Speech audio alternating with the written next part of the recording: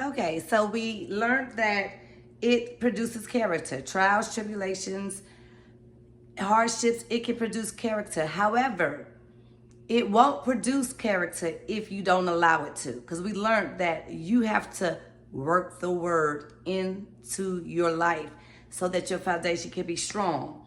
So it doesn't have to produce character. It can and it will if you allow it, but it does not have to. It can not work for you if you don't work it, okay?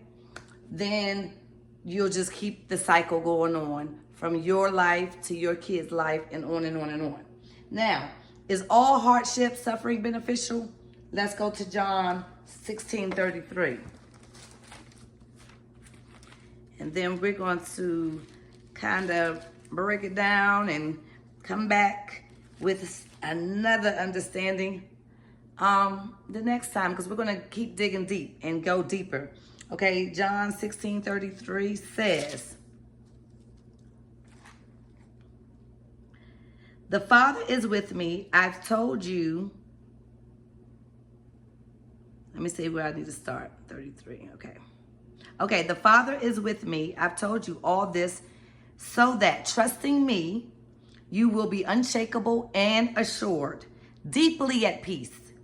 If in this godless world, you will continue to experience difficulties, but take heart. I've conquered the world." So he's giving us assurance. He said we can deeply have peace. He's giving us the promises that we can stay unshakable. Our house does not have to sink. We can stay deeply in peace. We can stay unfazed. We can stay focused in on what God is doing next if we choose to. It's a choice, y'all. Who you gonna choose today, life or death? It's a daily choice. So that's what he's saying. Now, so again, is all suffering beneficial? I mean, it can be if you allow it, but it can be repetitious in a cycle as well if you don't use it and understand it for your good. You're just going to have a cycle and a mess and a generation of curses that you're going to keep passing down. We got to stop it. Okay? So, I think that is, let's see. I think that is it right now, because I don't want to give you too much. I just wanted to break it down to you to have you understand that there are storms that are going to come. I'll give you a recap. There's storms that are going to come, whether you like it or not. And the question to you is your house, this house, built on sand that will sink, or is it built on strong rock that is fixed, that's going to stand when the storms come, the hardships, the tribulations, the trials, the challenges, the loss, the grief? All of those things will come through those storms. And the storms bring disappointments. It brings discouragements. It brings disapprovals. You're always disapproving things. It brings discontentment. It brings discouragement. We talked about the D's. Let me go back to it real quick. I want to leave you with the right things. Discouragements, disappointments, dissatisfactions, discontentments. All of the sufferings, hardship, trials bring you those things that brings diseases. So we have to build our house on a strong foundation, the rock, which is the word. Because we learned as we went to the word that if your house is not built on the word being put in it, it's going to fall. So I'm just here to offer you, the encouragement that you need, the inspiration that you need, that you can do it. You can turn this thing around today. You can turn it around today. You don't have to wait until tomorrow. Tomorrow's not promised. But you can turn it around today, because faith drives the car. And we have to have faith.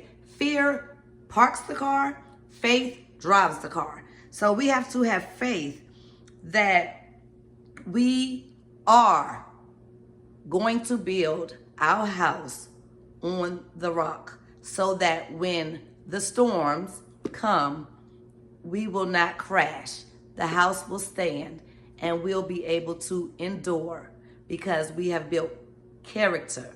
The storms have built character because we allowed them to build character, because we began to understand what life really is. It's not about staying here forever. It's a temporal place. We're passing through, we're passing by, and we have to be mindful because we're not of this world, but we are in this world. So we have to represent a different kingdom, and it's not the worldly kingdom. So I hope you can understand those things, and I hope that I've explained them to a way where they're elementary, because that is my purpose.